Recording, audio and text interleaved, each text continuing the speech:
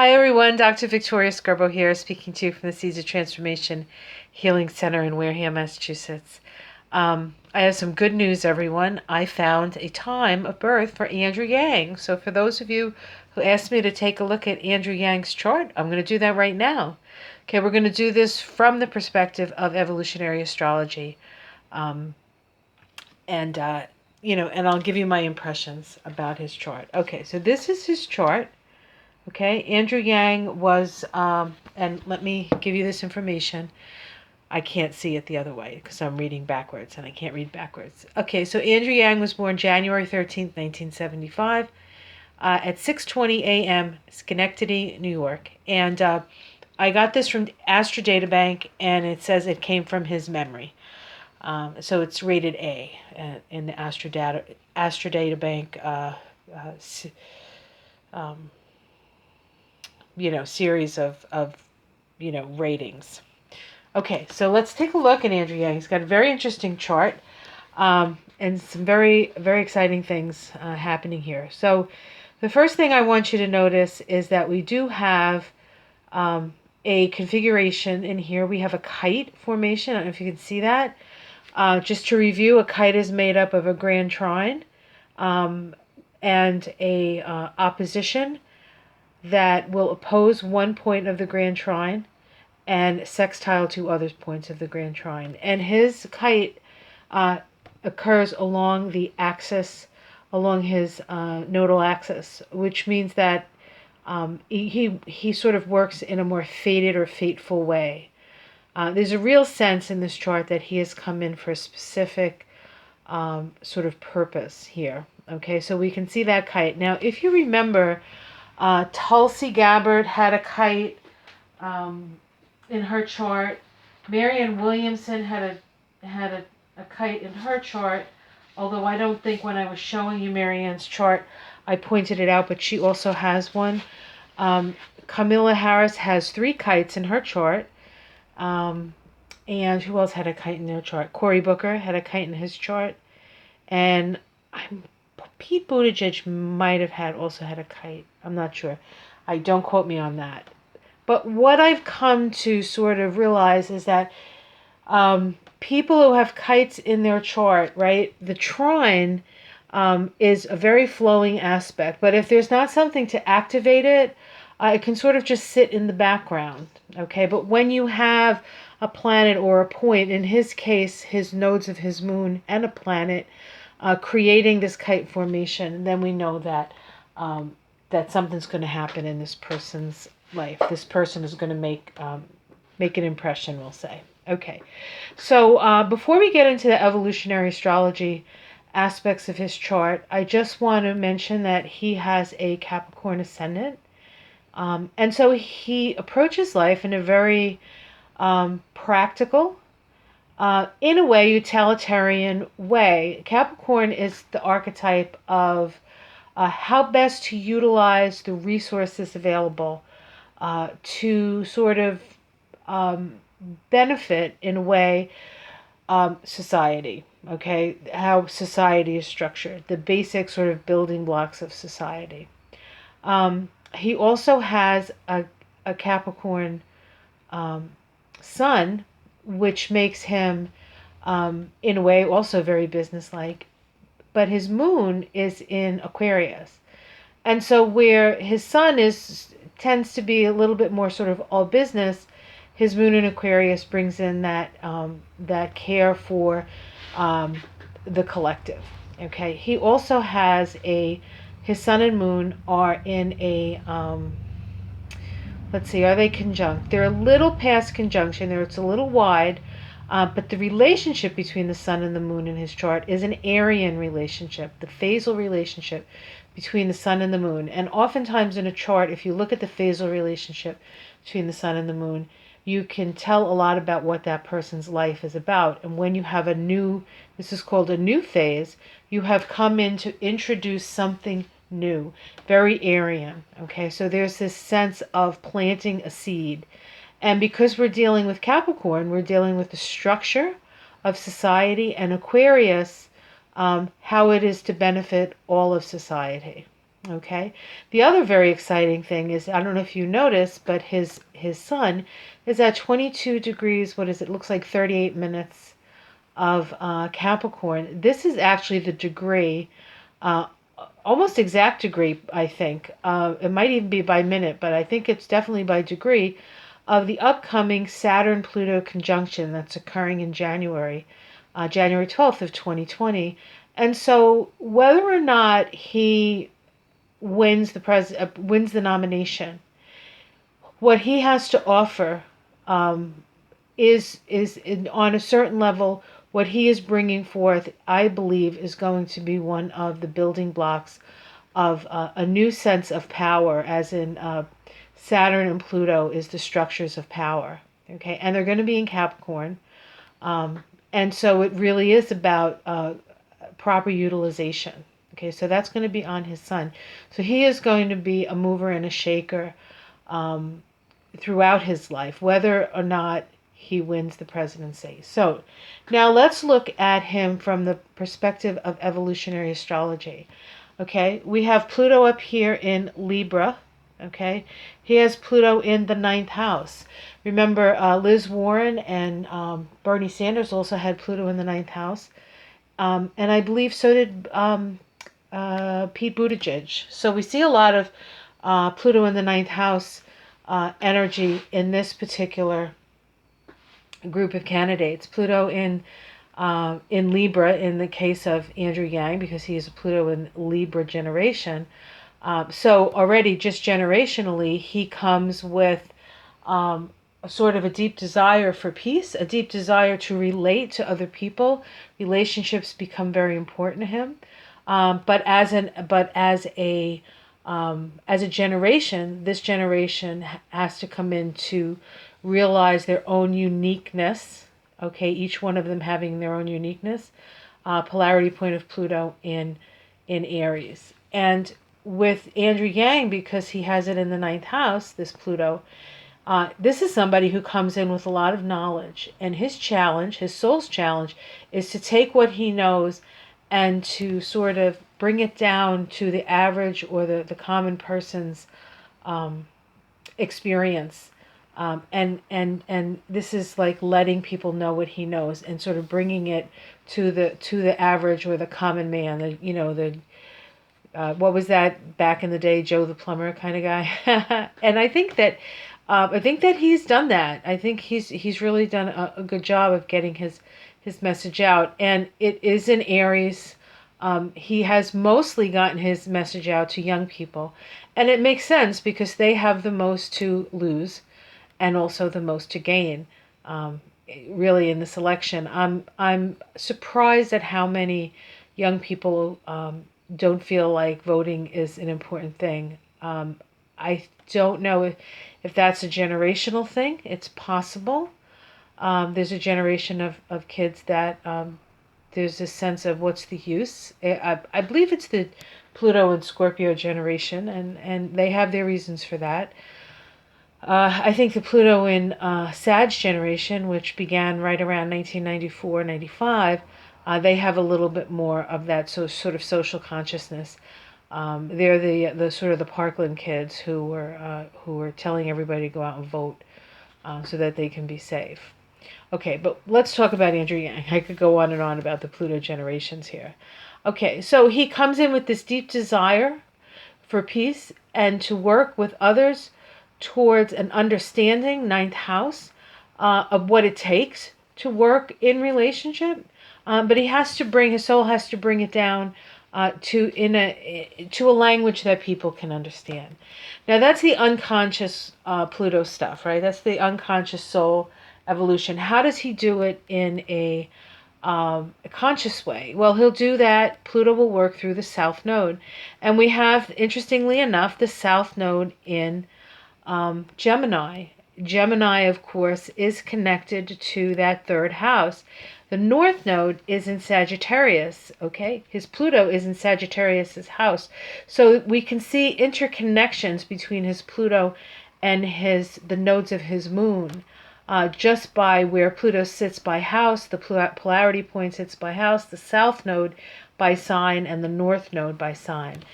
Now, what's interesting about the North Node is his North Node is conjunct Neptune. And Neptune is the sense of we're all in this together, right? And it's in the, I'm sorry, I have to turn this around. It's in the 11th house, the Aquarian house. Okay, so this is a very Aquarian chart. Now, what's interesting about Neptune is the planet associated with socialism. Okay, now I'm not saying that he's a socialist, but he does have that sort of socialist, um, and it's a dirty word, but I don't think it's a dirty word, so I'm going to use it. But this idea that that there's a social contract here, a responsibility, and we can see that Bernie Sanders also has Neptune conjunct his North Node, right? And in Bernie Sanders' case, it's in Virgo, up in that 10th house. And of course, Bernie Sanders' big thing is Medicare for all, health care, right? Virgo, for all people, as a human right, very much so a human right, and we can see that in Bernie's chart. In this gentleman's chart, it has more to do with the his socialism comes from a place of realizing that technology is going to take away most of the jobs, lower paid jobs, and these people are going to be, up Poops Creek without a paddle.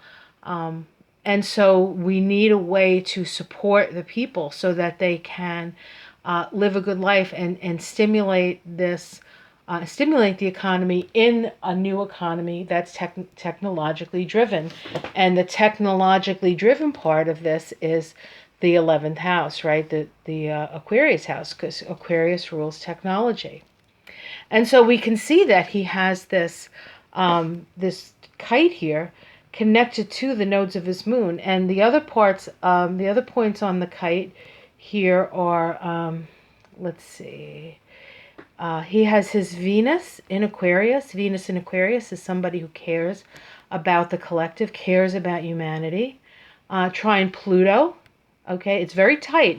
10 degrees, 10 degrees, 10 degrees, 10 degrees, and 11 degrees. This is a very, very tight kite.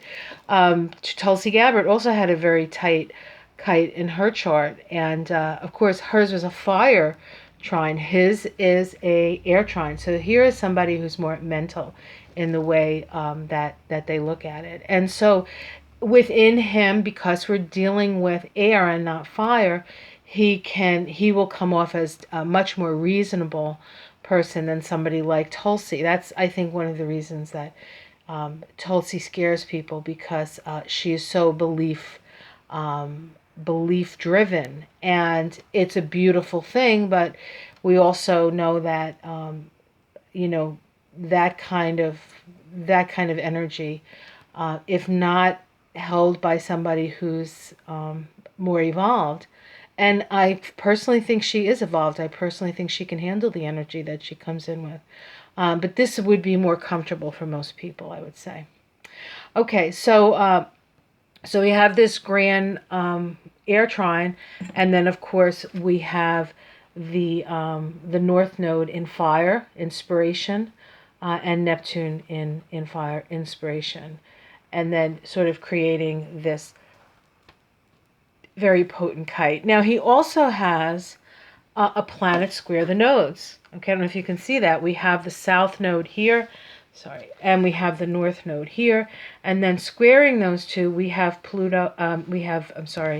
Jupiter in Pisces. Jupiter loves being in Pisces. Jupiter used to rule Pisces before they found Neptune in the the 1800s. Neptune was found in the 1800s. Before Neptune came around, Jupiter was the ruling planet of Pisces. So Jupiter is very comfortable in Pisces. But Jupiter in Pisces is this, can be very idealistic.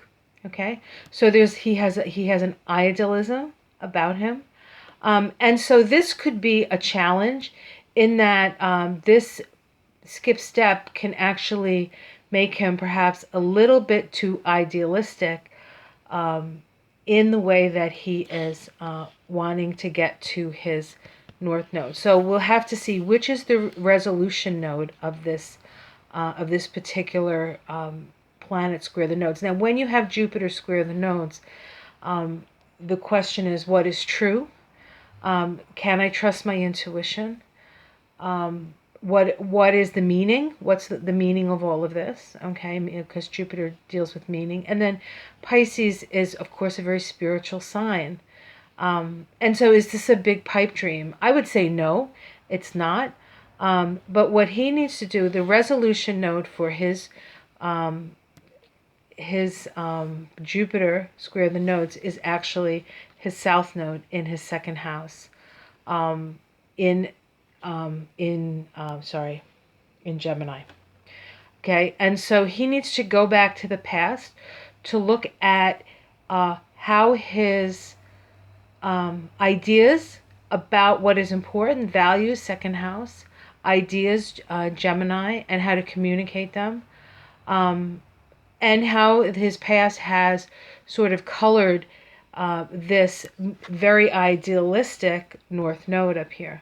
Okay, and so that is a personal journey for him. And I don't know enough about Andrew Yang to say whether he has, and he's still very young, relative to, say, somebody like Bernie Sanders, who has Jupiter square the nodes. To me, Bernie Sanders, his sort of moving, has worked this node. Of course, he's older, so he's worked it longer, just by age. But there is also, they both have this idealistic viewpoint that, a lot of people don't seem to think will work out.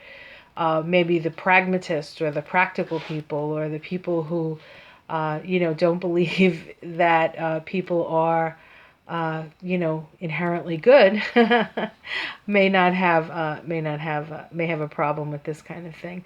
But he does have Jupiter square the nodes, and we see that in Bernie Sanders' chart. And I believe, no, we don't see that in, no, Liz Warren has Venus square the nodes.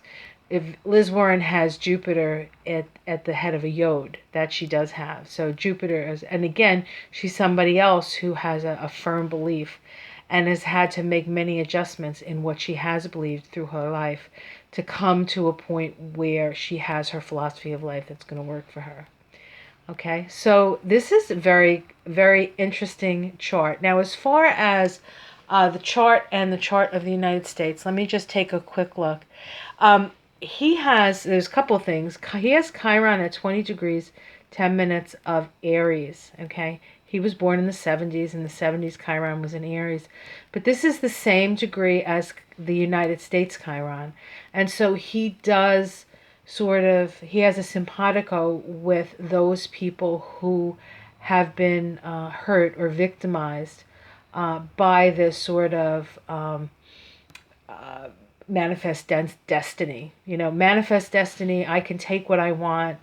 The world is my oyster, and I can take it over. But that has been wounding for him, and certainly wounding for many a Native American, very much somebody who came from Africa as a slave.